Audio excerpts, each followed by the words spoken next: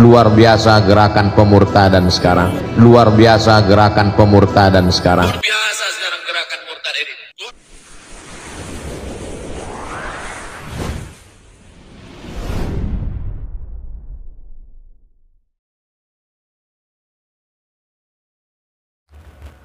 Ya, salam teman-teman semuanya, selamat datang dan selamat berjumpa lagi di channel ini. Dan pada kesempatan ini teman-teman, saya akan mengajak ya kita semuanya untuk melihat satu cuplikan video, di mana di video kali ini Ustadz Abdul Somad dia panik dan sudah mulai menuduh, di mana dia mengatakan bahwa gara-gara orang Kristen maka umat muslim semakin banyak yang meninggalkan agama Islam dan mereka lebih memilih untuk murtad. Nah teman-teman semuanya, seperti apa cuplikan videonya? Marilah kita simak video berikut ini. Luar biasa gerakan pemurtadan sekarang. Luar biasa gerakan pemurtadan sekarang. Luar biasa sekarang gerakan murtad ini. Luar biasa sekarang gerakan murtad ini. Bisa nggak dibuatkan undang-undang orang murtad ditangkap? Bisa. Melalui apa? Undang-undang. Yang buat undang-undang itu siapa? DPR. Yang pilih DPR siapa? Dinikahi, pura-pura masuk Islam, setelah punya anak dia ancam, kalau kamu mau tetap suami saya, ikut agama saya. Kalau kamu tidak mau, saya tinggalkan. Perempuannya tidak kerja, tidak ada duit, takut, akhirnya murtad. Pemurtadan dengan cara nikah, pura-pura masuk Islam, robah KTP, habis itu punya anak satu, murtad. Tak terhitung jumlah. Tidak apa-apa. Luar biasa gerakan pemurtadan sekarang. Daripada nanti menangis di akhir masa. Kakek-kakek, nenek-nenek umur 70 tahun datang ke kantor Basnas. Waktu itu saya Dewan Sosialisasi Basnas. Ustadz Somad nggak usah ikut rapat. Kenapa Pak Ketua? Ustadz, itu ada mau orang konsultasi. Ada apa Pak? Anak saya perempuan nikah dengan non muslim, dia mualaf masuk Islam. Setelah anak 3 dia murtad. Sekarang 5 keluarga saya murtad Pak Ustadz. Anak saya, mantu saya, cucu saya 3. Sekarang 5 keluarga saya murtad Pak Ustadz. Anak saya, mantu saya, cucu saya 3. Saya waktu itu ragu mau ngasih tahu tegas siapa yang murtad. Saya takut saya gitu dua-duanya meninggal. Saya bilang, Bapak pulang aja ke rumah, makan enak, banyak-banyak zikir, banyak-banyak doa, mudah-mudahan Allah balikkan hatinya. Sudah tak tertolong lagi, bagaimana caranya? Ini berawal dari kenapa bisa anak nikah dengan orang tidak seakidah. Gara-gara nonton sinetron, gara-gara nonton artis infotainment. Beda agama nggak apa-apa, dalam Islam tidak bisa.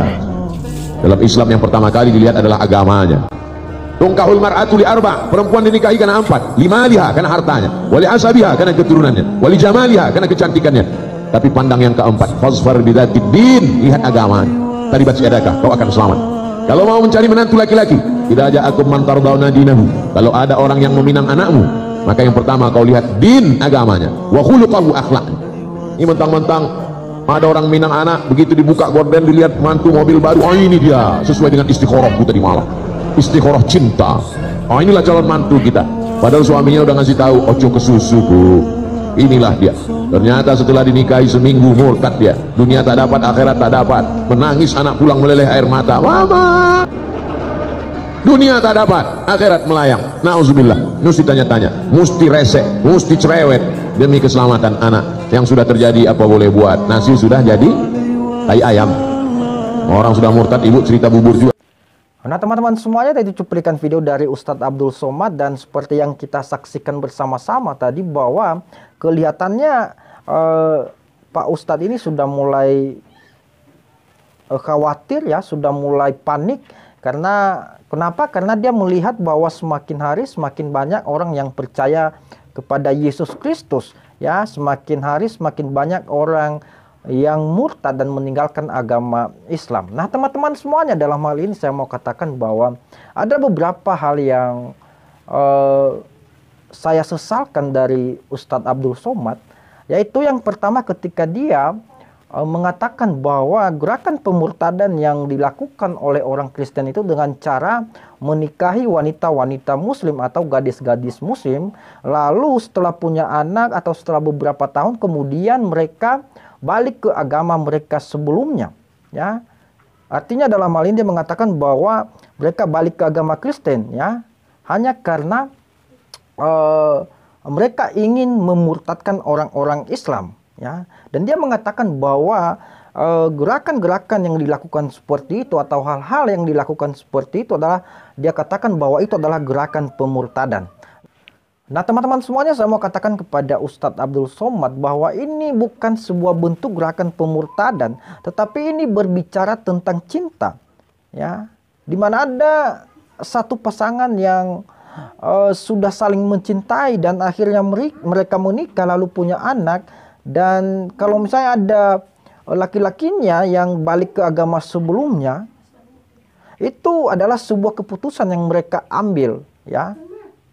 Dan itu bukan sebuah gerakan pemurtadan. Ada juga banyak sekali korban dari saudara saya Muslim, ya. Banyak sekali juga saudara Muslim yang menikahi gadis-gadis Kristen, ya. Dan mereka juga melakukan hal yang sama. Setelah punya anak, ya, setelah beberapa tahun lalu mereka balik lagi ke agama Muslim, ya. Jadi ini bukan ini bukan gerakan pemurtadan.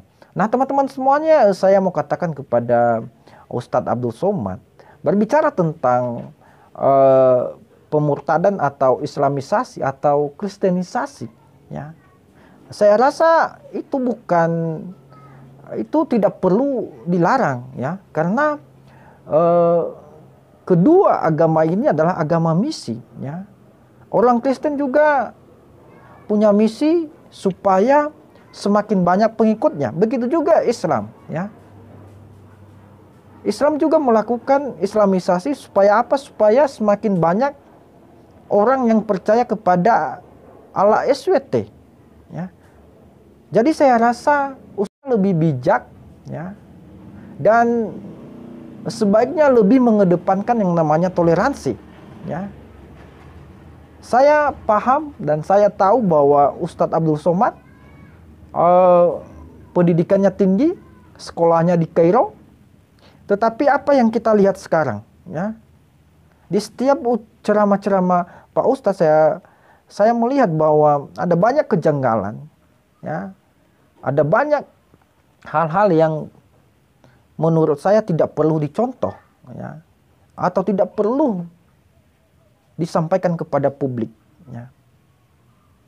Nah teman-teman semuanya, kita berharap bahwa